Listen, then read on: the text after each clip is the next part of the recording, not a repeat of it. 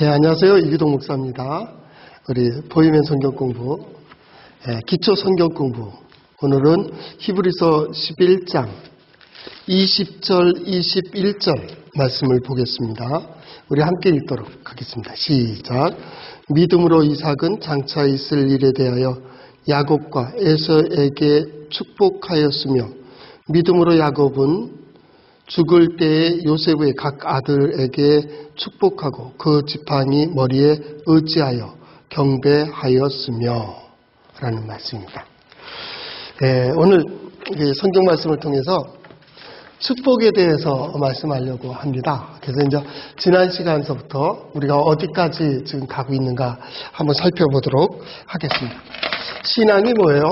신앙은 하나님과 나와의 관계입니다. 이게 바른 관계인데, 인간이 하나님을 향해서 갖는 것은 뭐냐면 믿음입니다. 믿음이란 하나님의 역사가 보여지는 겁니다. 들려지는 겁니다. 그게 하나님의 역사로 보여지는 거예요. 근데 하나님께서 뭐가요? 구원의 역사입니다. 하나님의 구원의 역사가 내게 임할 때 내가 그렇게 이제 응답을 하게 되죠. 그래서 요 바른 관계를 신앙, 그렇게 얘기합니다. 신앙. 그 신앙, 요 자체는 어디서부터 시작되냐면 하나님의 구원의 역사서부터 시작됩니다. 그래서 하나님의 구원의 역사가 보여질 때 느끼는 그 감정, 이걸 경외라고 합니다. 경외는 놀라움입니다. 하나님 이렇게 역사하시는구나 하는 큰 깨달음입니다. 이 신앙은 내적인 겁니다. 근데 이 내적인 신앙, 즉 신앙인이 첫 번째 딱 발음하며 첫 걸음 딱 내는 게 뭐냐면 예배입니다. 예배. 그래서 히브리서 11장은 신앙생활, 신앙인에 대해서 설명을 해주기 아주 좋은 말씀이라 그렇게 얘기할 수가 있습니다. 그래서 신앙의 그 첫 번째 딱 응답은 하나님 앞에 서는 것이다. 이게 예배입니다. 그래서 그분 앞에서 그분을 그분으로, 하나님을 하나님으로 인정하고 나는 그 앞에 서 있는 인간으로 이렇게 고백하는 것이죠. 그래서 이 대표적인 사람을 가인과 아벨이라는, 아벨은 믿음으로 하나님 앞에 더 나은 예배, 제사를 드렸다라는 것입니다. 또 신앙의 또 하나의 고백이 뭐냐면 바로 동행이라고 하는 겁니다. 누구와 동행해요? 하나님과 동행하는 겁니다. 그래서 매 순간 하나님을 인정하며 나아가는 겁니다. 그래서 또 하나의 열매가 뭐냐면 동행. 성경 말씀에 보면 처음 하나님과 동행하더니 라고 되어 있는 사람이 누구냐면 에녹입니다. 에녹이 하나님과 동행했다라고 얘기할 수 있고요. 그 다음에 하나님께서 그렇게 인류를 역사하고 인간을 통해서 역사하실 때에 대표적인 모델을 하나 선정을 하게 되죠. 그게 이제 아브라함입니다. 아브라함을 부르셨을 때 아브라함이 그에게 순종했다, 그렇게 합니다. 하나님의 역사를 환상 중에 보고 꿈에 보고 그 되어지는 일들을 통해서 깨닫게 해주시면서 따라와 나 따라와, 동행하는 거죠. 나 따라와. 그럴 때 갈 바를 알지 못했지만은 그는 하나님께서 부르심에 대하여 라고 응답했다, 그 말입니다. 그래서 아브라함입니다. 또 신앙은 또 하나의 고백이 있는데 그것이 뭐냐면 약속을 따라라는 겁니다.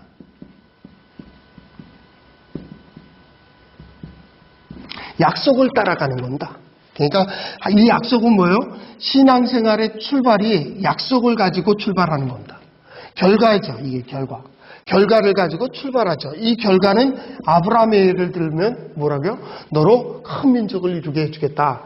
또 땅을 주겠다. 민족을 주겠다. 이런 약속들을 주십니다. 그래서 그 약속을 따라서 갔다. 그 결과를 향해서 간다라는 것이죠.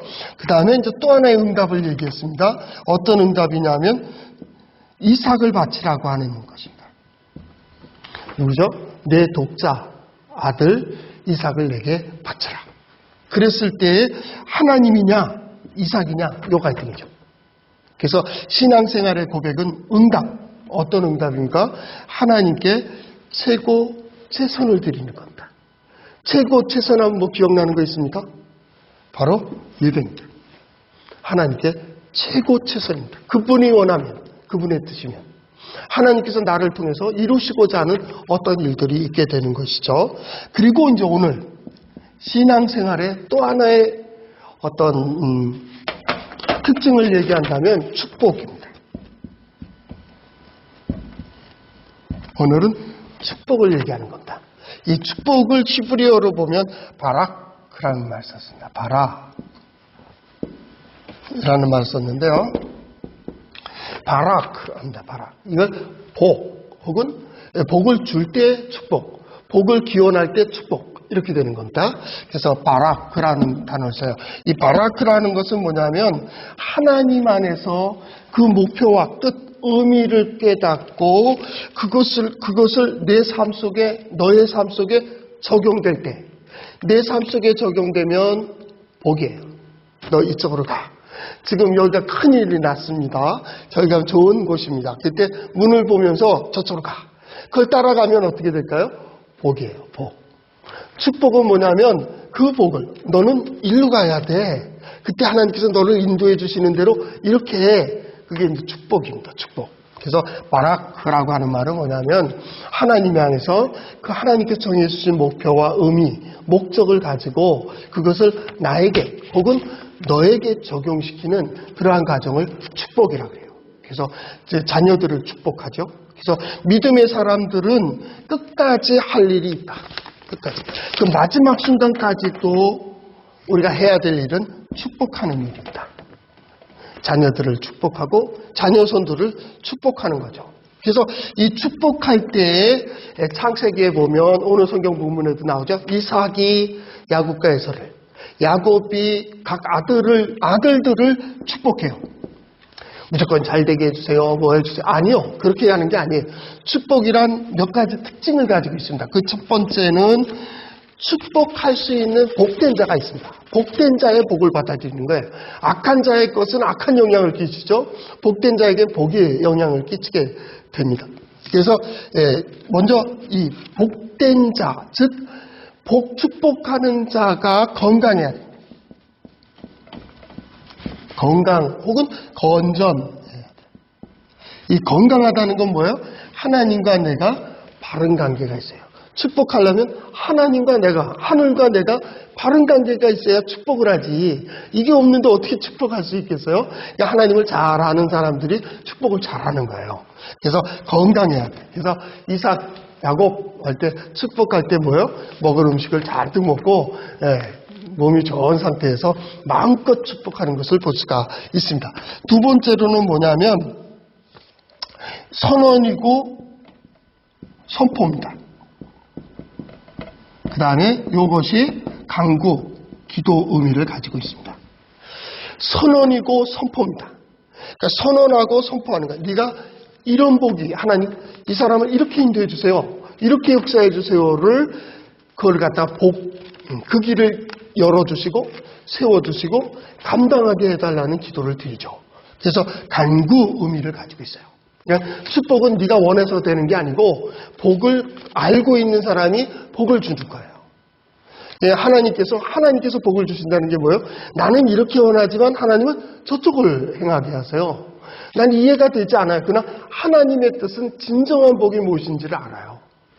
그 다음에 세 번째는 하나님과 그 사람에 대해서 알아야 됩니다.